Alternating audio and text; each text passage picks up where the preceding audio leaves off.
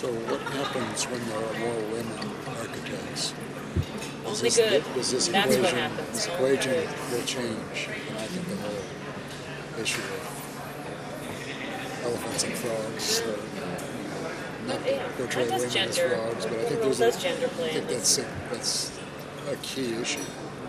In the art world. This is tangential, but it reminds me of a conversation I was having recently where we were talking about the change in the technical architectural education, where our training as architects was based on a kind of trial by fire logic, which often involved kind of public abuse of students. I mean, it was really this very kind of violent, psychologically violent system, basically. Emotionally abusive system. And that was basically the way architectural education was promulgated for a long period of time in this country. And that I think has changed dramatically in the course of the last decade. Yeah. And I've had this discussion with people where they often attribute that to the kind of introduction of, the kind of shift in the balance between the sort of gender. The University of Michigan has a female president, a female provost, and a female chief medical officer. Top three. And we have a female dean and a female chair. Things are. The world is a different world here. Mm-hmm. Well, then we have to be careful about assuming. I mean, there's gender, and then there's feminine and masculine styles of communication, and I think we need to be careful about not.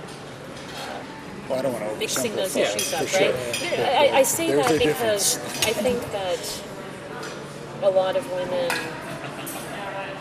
certainly I observe this in the technological field, you at some level have to adopt a masculine style of communication or have that be your natural style in order to have your voice be heard, right? So there's whether the setting... But that's a transition phase. Allows women to work as women, versus encouraging diversity but still maintaining the same style of communication are two different things. What I guess I want to say is I think when the architecture profession levels out there, I think that these issues we're talking about now of power and what it used to be an architect and the dark side and all that, I think this is really not to glorify the role of women. I mean, they have their own stuff too, which I don't know about because I'm not one. You can glorify it. Go ahead. Yeah. I went through Berkeley in the 1960s. So yeah, that's right. You've been through that fire. I already walked on those coals, and it hurts. But I graduated from architecture school 21 years ago in a class that was 51% female. This is true. And 49% male. Yeah, me too. In the South. But isn't it true that South. there's far fewer women practicing architects than in architecture that's the thing. school? That they're, for whatever reason, that I would not say that at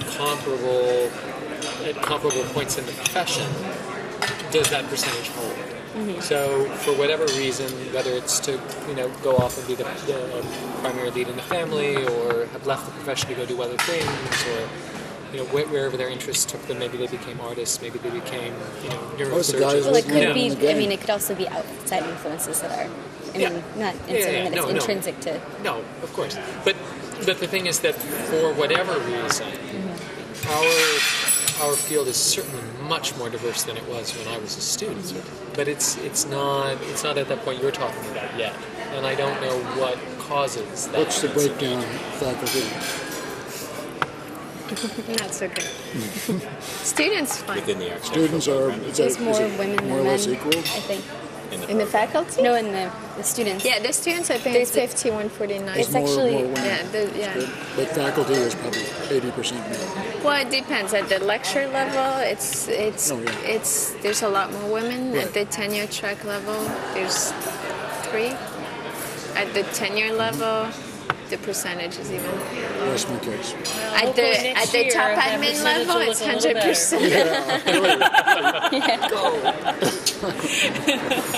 Hopefully. Yeah, but then the tenure track is going to go down. Yeah. It's funny though, historically, because of course at some level it's obvious that architecture has always been historically a male profession, but from a kind of cultural viewpoint, it's always been a kind of compromise ties to masculinity. To you know, the nature of the architect is always to a certain degree compromised in terms of. No, Mike Brady was the I archetypical. know, but there's always a kind of dark side to it. And Is that right? there are other aspects to the profession as well, which is that if you look at design offices, Right, exactly. I think there are far more men. Yeah. If you look at other aspects of the profession, there are far more women and gay men, actually, which is kind of interesting. It's Well, it's interesting. that interior design and architecture design, for instance, or the kind of which are kind of encoded culturally relative to men. Yeah.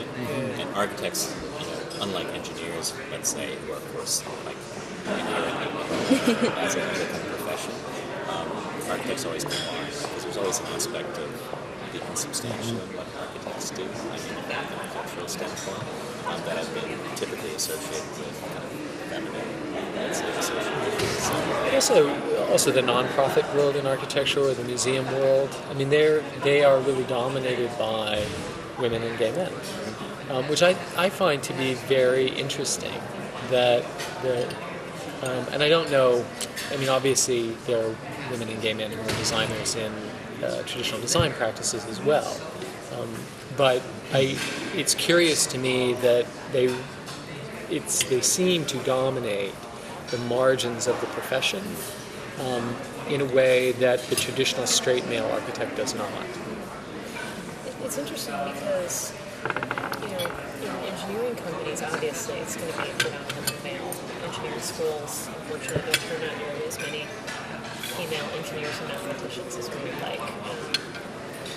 But what you said is true. It's not just about the population as a whole, it's about leadership. Because within the user experience group in Google is very evenly matched men and women, and the leadership in the group is actually more women than men. And in part because the director's a woman, right? I mean, she's, you know, she is, when she's recruiting, she may even have a bias towards women, who knows? And so it's an interesting cocktail of influences that kind of get you to that point. And obviously user experience design is predicated on kind of skills in empathy.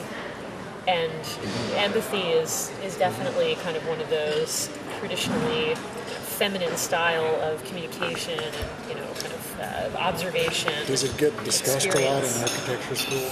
Empathy.